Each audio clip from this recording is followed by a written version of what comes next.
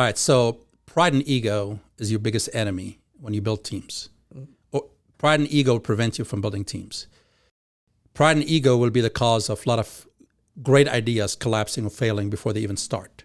So you got to set your ego aside and allow others to take credit and get rewarded and even get the attention for the success that whatever you did had. So if you're okay with that, then you know you were able to keep your ego in check. And when I was younger, I was one of those that wanted all the glory.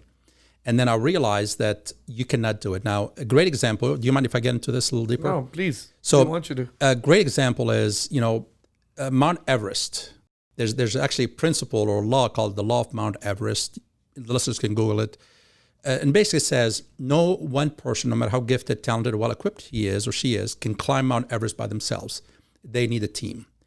When you have a goal, that is your Mount Everest, and you have to make sure you have the right team on board. If you haven't been to the top of Mount Everest before, you better get a guy that knows way more than you do that's going to lead the way, and make sure you equip him and pay him accordingly. Now, the reason it's important for you to build the right team, and this is where Hispanic culture has the problem, Lebanese culture has the problem. A lot of very tight family cultures have that problem. They always want to bring their family with them to the top of Mount Everest. And sometimes that's the worst thing you can do. Mm-hmm. What I'm about to say is not very popular, but let's just speak truth.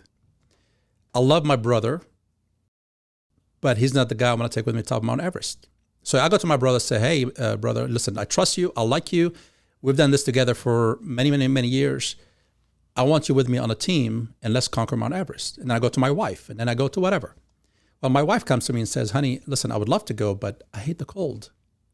And guess what? It's very cold on top of Mount Everest. Mm-hmm. So she's out. My brother says, hey, my balance is not that good.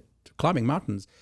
Not because you love and trust someone doesn't mean they're going to be the right team member for you. Mm-hmm. So you got to make sure that you have the right team. So in life, when you take on an endeavor, when you take on any goal, whether it's personal or whatever, you got to have the right team, and you got to pick them wisely. And sometimes you have guilt trip given by family members. Hey, why don't you take me with you? Why don't you get me in on this deal? Everybody who's going to be in on a deal, they better add value somehow. Mm-hmm. If they don't add value for that particular mission, for that particular bullseye, for that particular Mount Everest, they're the wrong person for you. You still love them, but they're the wrong person. So at some point, you want to make sure that your team is equipped with the right attributes to contribute. Otherwise, you're going to fail. And a lot of people fail not because they lack talent themselves, but because they surround themselves with the wrong people.